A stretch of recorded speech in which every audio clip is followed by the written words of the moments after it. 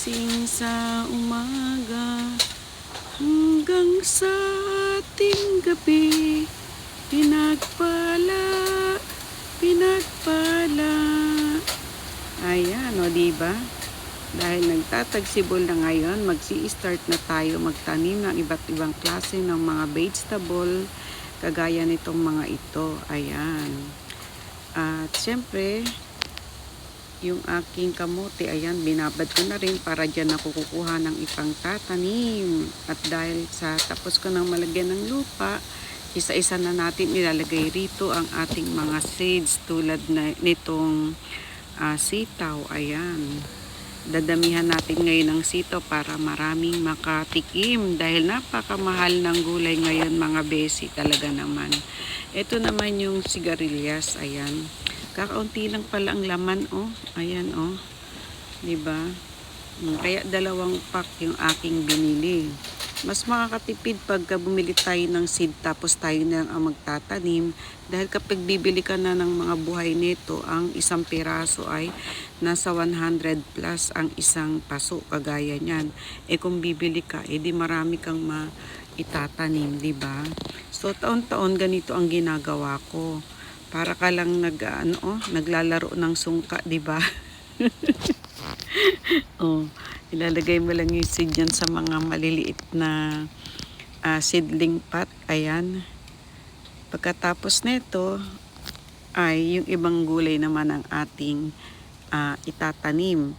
Meron ding mga seeds na direct ko nang itinatanim kagaya ng mga pechay, yung komatsuna, kasi ang liliit lang guys ng mga buto nun. Kaya mamaya pagtapos na ito pupunta tayo sa bukid at direct nating itatanim yung mga seeds na napakaliliit ng butil. Ayan. Ito naman guys yung ampalaya. May nabili akong ampalaya.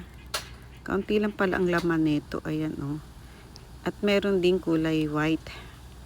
2 klase ng ampalaya ang itatanim ko kasi yung kulay puti na ampalaya masarap gawing yung fresh salad kasi malambot ang pinaka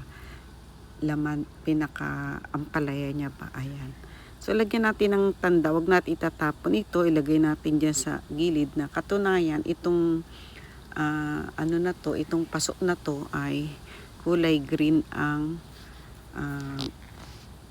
ampalaya at meron ding ayan yung kulay puti para hindi siya nakakalito ba kung alin dito para pag itanim natin sa balag ito alam natin kung saan banda, di ba? At ito naman guys, ito yung nabibili na yung kangkong. May seeds ang kangkong dito, ayan.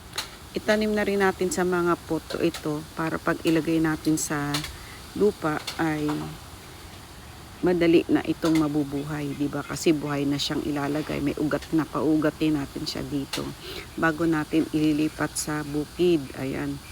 Ang lilit lang pala ng nito, ng seeds. At ngayon natapos na, ay didiligan naman natin. Siyempre, araw-araw didiligan natin kasi dito sa loob ng binir house, mainit dito. Ang daling matuyo ang lupa. So, kailangan araw-araw natin itong didiligan. Kaya ito ang aking gagawin ngayon. And here we are.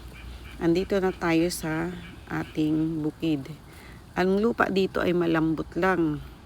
Kasi taon-taon dito ko itinatanim itong gulay. Kaya wala na itong mga bato-bato. Kasi tinatanggal ko na yung mga bato. Kaya isang ganyan mo lang. O, diba?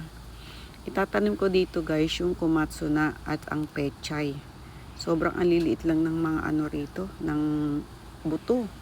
So madali itong tutubo. Kaya madali lang, 'di ba? Hindi mo na kailangang itanim sa At ito naman guys, ito yung mga tanim ko, ang laki na oh. Oh, 'di ba? Ito naman yung Baguio beans. Ay chicharo pala, ayan.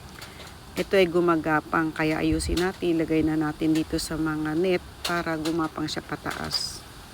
'Di ba? Kailangan nating alalayan kasi hindi pa nila alam kung saan sila pupunta. Ito naman yung nira. Ayan. Malaki pa yung taniman ng gulay dito. Kaya kung gusto nyo magtanim dito, makitanim kayo dito, basta magdala kayo ng sarili nyong seeds. Ayan, o, diba? Konti lang itatanim ko kasi ako lang naman at saka kami lang naman ang kakain dito sa bahay. So, tamang pangkain lang ba? So, tingnan nyo itong garden ko dito, o, yung dating puro damo, nilagyan ko siya ng mga halaman na bulaklak naman at napakarami kong wawalisin. Ayan, hallelujah talaga. O, di ba? Tumubo na yung ano, o, at ngayon may bulaklak na ang tanim kong tulip. Merong dilaw, may red, yellow. Di ba? Ang ganda ng mga bulaklak. Panahon ngayon ng tulip, kaya enjoy natin yung time na namumulaklak yung mga yan. So until here, thank you for watching.